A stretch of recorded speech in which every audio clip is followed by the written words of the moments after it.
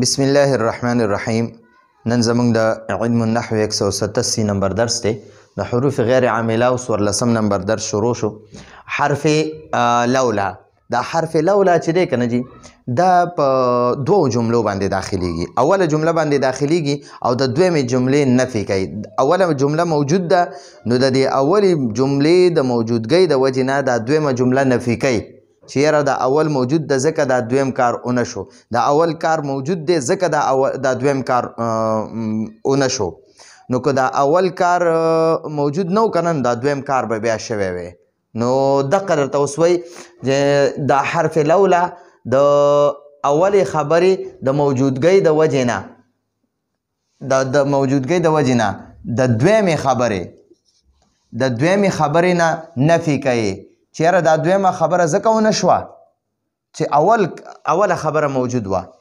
یعنی چې دا اول سیز موجود دی ځکه دا دویم کار ونه شو. که دا اول سیز نه وی موجود دا دویم کار به شوی وی.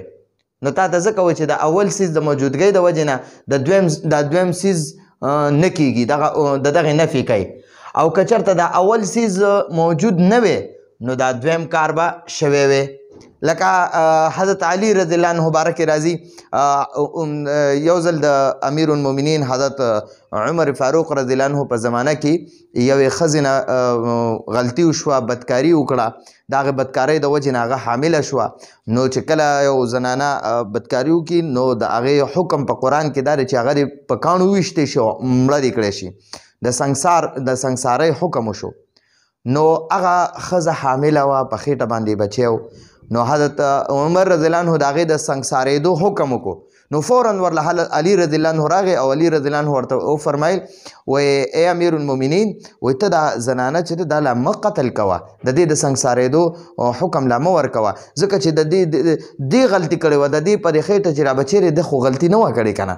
نو چې کله دا ماشوم وزېږی دا ماشوم پیدا شي د هغې نه پس بیا دا ښځه سنګسار که ځکه که ته اوس دا ښځه سنګسارې نو دا ماشوم به ورسره بېګناه قتل شي. نو ستا د لاسه به بېګناه قتل هم وشي. یو خو ټیک د ګناهګار ده نو هغه ماشوم خو ګناه نه ده کړې. نو حضرت علي رضی الله عنه بیا وفرمیل وی لولا علی لهلک عمر. لولا علی که علی رضی الله عنه نه وی لهلک عمر نو عمر رضی الله عنه به هلاک شوی وی. یعنی که حضرت علی رضی الله عنه نه وی نو حضرت عمر رضی الله عنه به هلاک شوی وی. خو حضرت علی رضی الله عنه حضرت عمر رضی الله عنه ځکه د هلاکت نه بچ شو ځکه چې حضرت علی رضی الله عنه موجود و. نو دغه واقعه بیا پکې راغله چیرې حضرت علی رضی الله عنه ورته وفرمیل چیرې نه اوس نه چې کله دا ماشوم پیدا شي هغې نه پس بیا دله سزا ورکړه، دې ښځې له سزا ورکوي. نو دغلته کې وګورئ وایي لولا علی که چېرته علی رضی الله عنه نه وی لهلک عمر نو دا دویم کار به بیا شوی و.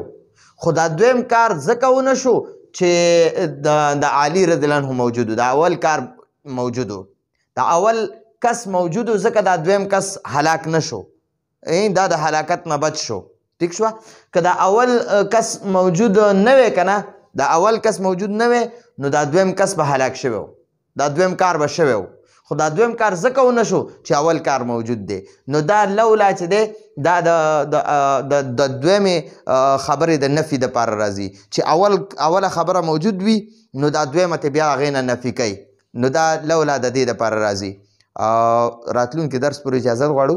هذا هو المرام والله اعلم بحقیقة الكلام.